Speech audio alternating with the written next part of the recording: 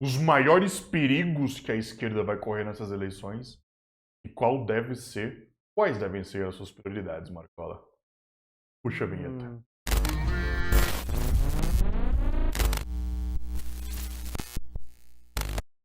Antes de falar, nós temos que dizer sobre a nossa grande novidade no canal. É a área de membros. Já está aparecendo aí para você se tornar membro, provavelmente. Dá essa ajuda e mais do que isso, a gente quer, na verdade, no primeiro momento, ouvir vocês. Hã? Ver eu não posso, né? Adultos. Mas o fato é, nós queremos ouvir o que vocês querem para nossa área de membros. Quais conteúdos exclusivos você quer ver? Clube de leitura. Eu tenho pensado numa playlist sobre como desenvolver o hábito e quais habilidades comportamentais são interessantes para o hábito de leitura, para o hábito de estudos no geral. Para além disso, como lidar com certas emoções, né? Como lidar com ansiedade, tédio, enfim. Diz aí o que você quer ver na nossa área de membros, comenta aqui e nós vamos agora construir juntos essa comunidade, demorou?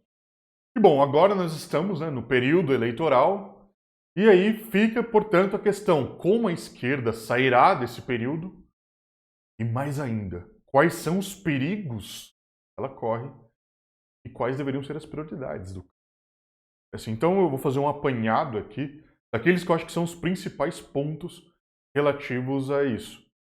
Assim, primeiro eu afastaria um grande perigo. Todo mundo está vendo esse fantasma faz mais ou menos uns 4, 5 anos ou mais. Assim. E eu diria para que as pessoas vejam que talvez isso seja mais uma fantasia do que a realidade, pelo menos por enquanto, que é o pós-Lula. A esquerda teme há muito tempo, toda noite, acordar com a morte do Lula. E daí, bom, claro, depois, não só da morte, mas no mínimo, depois do fim da próxima presidência do Lula, quem ficará no lugar? Né? Quem ocupará a presidência? E todo mundo diz, não há nenhum nome capaz de substituí-lo, capaz de, no mínimo, chegar ao cargo. Né? O Haddad é visto como um pouco carismático, Boulos acabou de chegar, vai chegar no PT agora, não sabemos se vai ter a confiança do Lula. O João Campos é daquele jeito. Então, parece não haver muitas opções. É assim. E o fato é que dá-se por certo que a direita, portanto, a extrema-direita, governará o país no mínimo de 2030 a 38. Para não dizer que em 38 o Nicolas vai estar já, né, na idade. Eu afastaria primeiro esse tipo de temor olhando para aquelas que são as estruturas temporais do nosso tempo. Eu ainda vou trazer alguns vídeos do Hartmut Rosa sobre as análises que ele faz da aceleração do nosso tempo, mas o fato é que uma das estruturas temporais fundamentais da modernidade é o que ele chama de aceleração das mudanças sociais.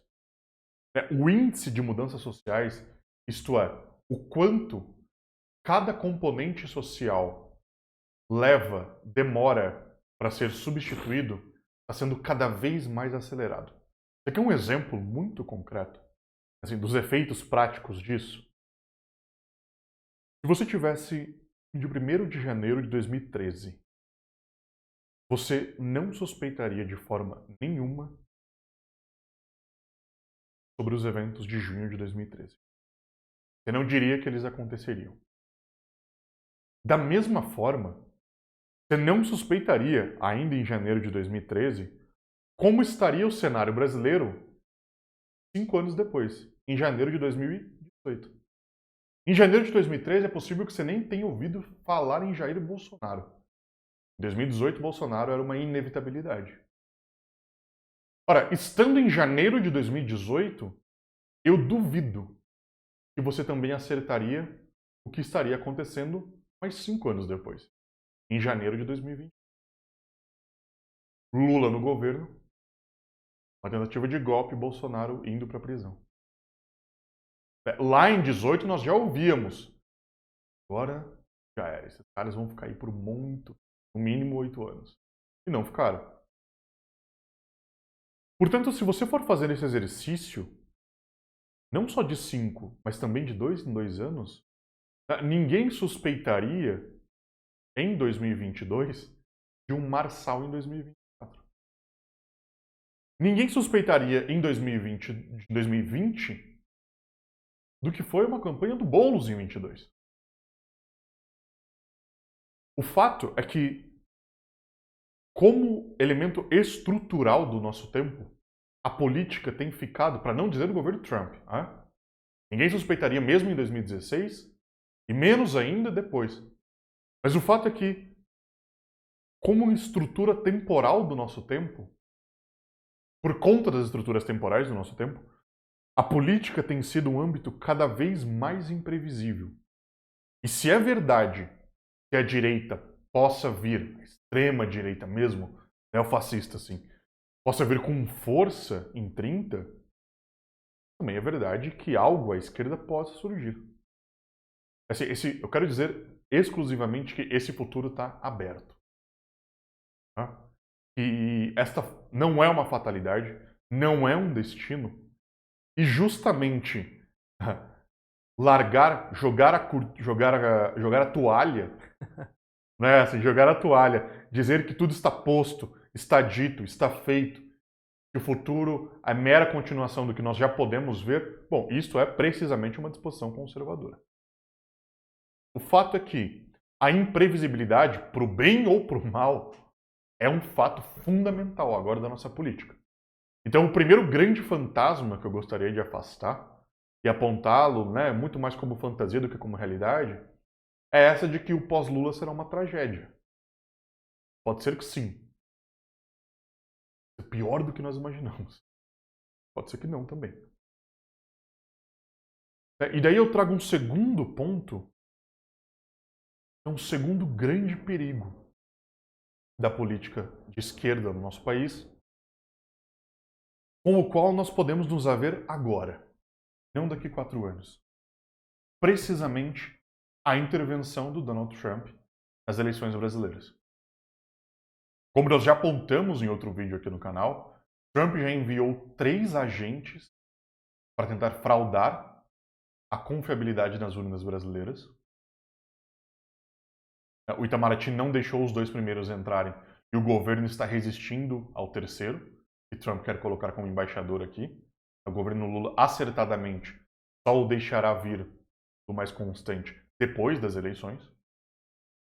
E Trump fará de tudo para influenciar as eleições brasileiras e reestabelecer o domínio americano sobre todas as Américas. Nós vimos há poucos dias, o retorno, nas palavras da própria Casa Branca, da doutrina Monroe. A América para os americanos. E eles não terão nenhum escrúpulo em fazer algum tipo de intervenção. Inclusive, aqueles que estão ouvindo os bastidores, né, seja especialistas, seja jornalistas, as conversas em off que a gente tem ouvido são tanto preocupantes porque há um alarmismo crescente sobre uma intervenção americana direta no Brasil. Talvez não como feita na Venezuela com o Maduro, mas algo um tanto mais drástico e que envolva força física. Eu ainda não boto muita fé nisso, mas, de novo, as coisas estão esquentando nos bastidores e isso tem passado de uma impossibilidade total para uma possibilidade remota. Eu já não descartaria esse tipo de intervenção. O governo deve se manter firme na recusa à entrada desses agentes.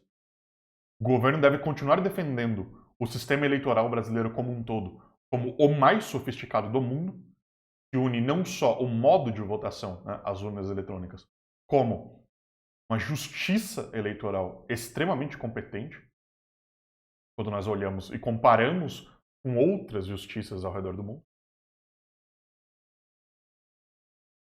Então, nós olhamos aqui para aquilo que é um perigo, mas eu diria aquela que também que é uma primeira prioridade da esquerda nacional. Né? A defesa do seu sistema eleitoral, com todos os problemas que ele tem. Né? Por exemplo, com o boicote que ele faz a candidaturas de esquerda mais radical. Mas com todos os problemas, a defesa deste sistema eleitoral em contraposição ao golpismo norte-americano e à intervenção desta onda, essa nova onda de extrema-direita na América Latina. Uma outra prioridade, e aqui nós entramos agora naquilo que seria algo de mais propositivo, né, assim, dentro do próprio campo. É claro que há um acerto de contas com o mercado já encomendado para 2027. O governo está sendo pressionado e está cedendo para fazer um ajuste fiscal brutal a partir de 2027. E isso quer dizer, objetivamente, a diminuição do investimento em setores sociais. Diminuição de auxílios, diminuição de direitos, enfim, uma entrega cada vez maior do programa econômico do governo para as prioridades do mercado. É claro que uma prioridade de esquerda seria justamente combater essa tendência. Nós falamos que o cenário daqui a 4 anos é imprevisível, mas ele será tão mais próximo da direita quanto pior for o governo da esquerda. E é claro que um governo de austeridade, um governo de brutal conciliação e de entrega do programa econômico para o mercado, será um governo que sentenciará, no mínimo, uma morte provisória da própria esquerda. Então, uma prioridade seria, na esquerda institucional, justamente aquela de uma busca de radicalização, uma busca de pressão do PT e do campo como um todo para a esquerda. Para que ela sobreviva, tenha fôlego e tenha projeto para 2030. Assim, nós estamos vendo, por exemplo, campos que nem são tão radicais assim. Vejam, por exemplo, né, todo mundo está falando agora do Mandani em Nova York, e está acontecendo um movimento no Partido Democrata como um todo, que está inclusive assustando o establishment, a cúpula do próprio Partido Democrata. Vários candidatos, já vão para 3, se não me engano, 4. O último, se não me engano, é do Arizona, não me lembro agora. Ou Michigan, não me lembro. Mas deem uma olhada, né? Talvez eu possa trazer em um vídeo, inclusive. Uma série de candidatos mais radicais, mais à esquerda do Partido Democrata, tem vencido as primárias estaduais de candidatos mais moderados do próprio Partido Democrata. A última notícia que eu vi é de um candidato que sequer tinha recursos, mas como apresentou um projeto mais radical de defesa de estruturas sociais, ele conseguiu vencer as primárias estaduais contra o outro candidato democrata que tinha 16 vezes mais recursos. Era inclusive apoiado pela cúpula do partido. Então vejamos que um projeto, não necessariamente comunista, mas assim, mais radical, claro, à esquerda, um projeto de defesa robusta de estruturas sociais, digamos, uma social-democracia digna do nome, tem conquistado mais fidelidade de populações em geral e tem ajudado a esquerda a se renovar eleitoralmente. E por fim, é claro, muito importante, um crescimento, parece também uma prioridade dessa esquerda, dessas eleições, um crescimento daquilo que se entende como uma esquerda radical. Mesmo que por vias institucionais, mas o crescimento de um campo que até então pouquíssimo profissional, muito amador, quase inexistente, extremamente relevante, mas que, se tiver quadros eleitos, ou se tiver um mínimo de peso na conjuntura política, pode voltar a servir, no mínimo, como chantagem contra os mercados e a burguesia nacional. Assim como uma esquerda mais radical serviu no século XX como uma espécie de pitbull da social-democracia, né? Assim, aquele cenário em que os dirigentes diziam, olha, se a burguesia não ceder direitos, né, e a construção de estruturas sociais uma revolução pode acontecer. Nós soltaremos o pessoal da esquerda radical. E isso trouxe vários frutos. Isso pode voltar a figurar como um quadro possível no cenário da esquerda contemporânea. Assim, eu nem digo de revolução, nem chego a falar de como essa esquerda radical se organizará, porque isso ainda é algo muito embrionário. Ela pouco sabe se organizar, ela mal e mal está conseguindo agora sim se colocar como campo existente. A organização ainda é um próximo passo. Mas o fato é que a tonificação desta esquerda radical me parece também uma prioridade, até para dar um certo farol, para dar uma certa empurrada na esquerda institucional.